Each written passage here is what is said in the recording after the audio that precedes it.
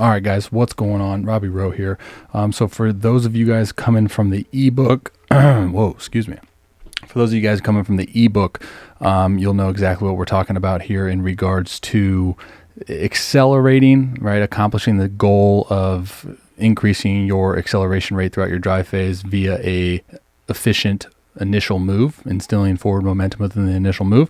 But for a lot of you guys, like I mentioned in the ebook, may struggle with the concept of stabilizing within the drive leg. So I wanted to bring up this kind of this mechanism, if you will, of how to efficiently load up the drive leg, even though your momentum is going at a pretty good rate within your initial move and you're picking up acceleration. Basically, for those of you guys listening or watching this video that don't know what we're talking about within the ebook, one, buy the ebook, therobbieroweshow.com/ebooks. But two is we're trying to understand this concept of optimizing your drive leg mechanics, even though you're personally identifying yourself as an accelerator. Because I mentioned in the ebook that the concept kind of gets misinterpreted sometimes in regards to, okay, well, if I'm going to be an accelerator, if my body type presents me as an accelerator, then I'm going to totally disregard any type of drive leg mechanics of absorbing, producing, and storing energy in the drive leg because I'm just trying to accelerate. We talk about how there's particular breakdowns that come about if we're putting so much emphasis on the acceleration aspect that we totally lose any energy within the drive leg, and our drive leg kind of leaks and collapses early, and then our timing is all thrown off. So this particular breakdown video, we're going to have Walker Buehler, Shane Bieber. I'm also going to show you Blake Snell and Trevor Bauer, how they utilize the posture of the trunk to help aid in loading up the drive leg while increasing their acceleration via forward momentum in the initial move. Okay, so very subtle. I know the introduction of this video is pretty drawn out, so I apologize, but I edited a video of these two guys, tried to sync them up at peak leg lift. Now obviously the way that they get there via peak leg lift is going to be different, but from this point on, their task is now to enter their drive phase with momentum, with acceleration. Okay, so they're going to do that in these next few frames here. Let's get the frame rates are a little off, but now both of them are going to be entering their drive phase right here. Okay, so obviously they look different in terms of their lead leg, but the mechanism that they use to instill forward momentum and to load up the drive leg is what I would call trunk tilt, to help aid in storing up energy in the drive leg. So you can see with Bieber a little bit earlier than Buehler, but nonetheless, they both do this little move here as soon as they separate their hands. So you can just see the posture of their trunk, right? Bieber's got a little bit more counter rotation of his trunk. He's got a different glove side mechanism than Buehler does, where Buehler's going to go more linear with his glove side, whereas Bieber is going to be a little bit more counter rotated. But nonetheless, you can see, let's get there. So you can see this tilt of their trunk, right? This is something that a lot of individuals accomplish when they're doing like a long toss or a pull down, because you already have the added momentum and you already have the added forward acceleration, but you know that you still need to store up energy and produce energy into the ground within the drive leg. So this is kind of a common mechanism that a lot of people, and myself included, do in long toss and pull downs. But then when it comes to the slope and we're influenced by gravity, especially as I mentioned earlier with guys that are really trying to identify should they accelerate and kind of tilt the opposite direction to help aid in increasing acceleration. But to avoid any further collapsing of the drive leg, like I mentioned, you can pull off something of this magnitude where you can slightly tilt your trunk to help aid in loading up the drive leg. All right, very subtle. You can see it as they both at peak leg lift. The overall posture is pretty up and down.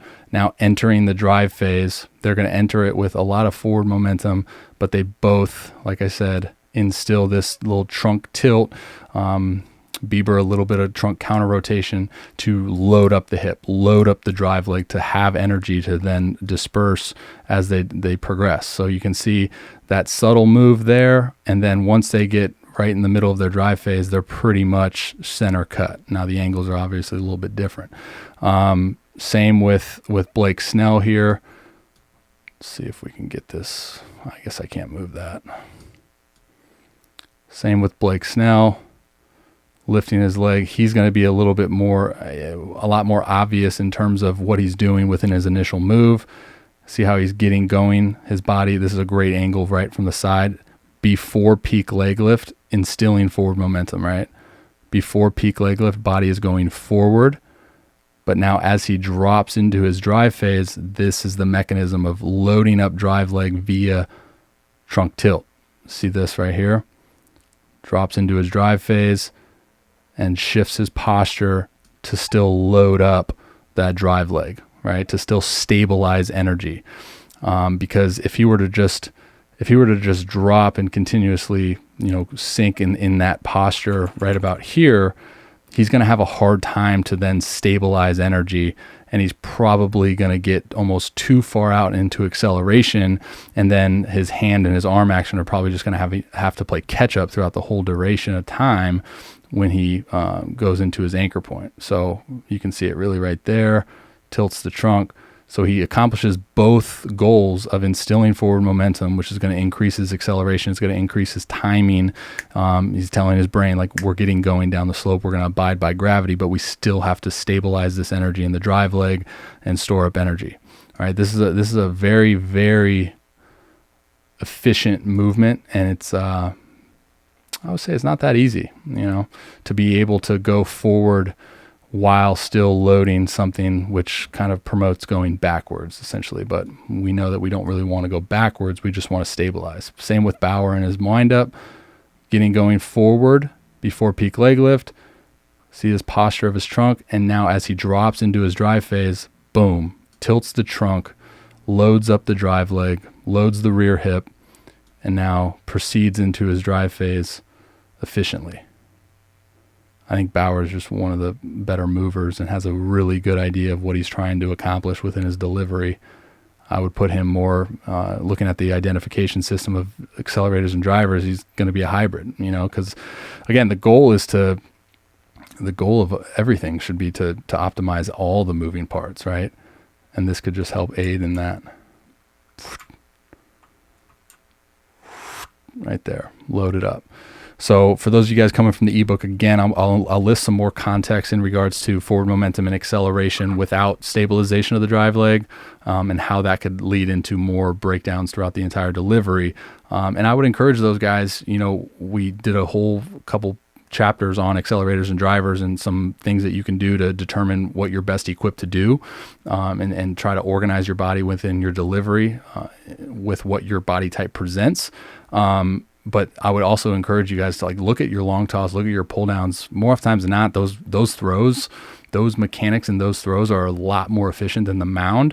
And notice what you do by counter rotating or tilting your trunk to load up the drive leg, even though your momentum is still going forward. I know, again, personally, it's something that I do exceptionally well. I can throw 100 miles an hour pretty dang easily in a pull down. I could throw 400 feet.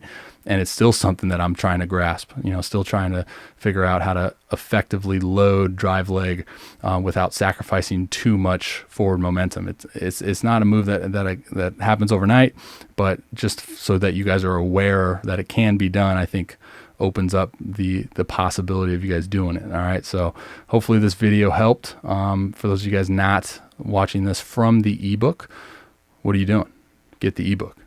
You should. Subscribe to my YouTube, because I'll be giving away 5 free copies. Oh yeah. All right, guys. Much love. God bless. Ebook dudes. Let's keep going. See ya.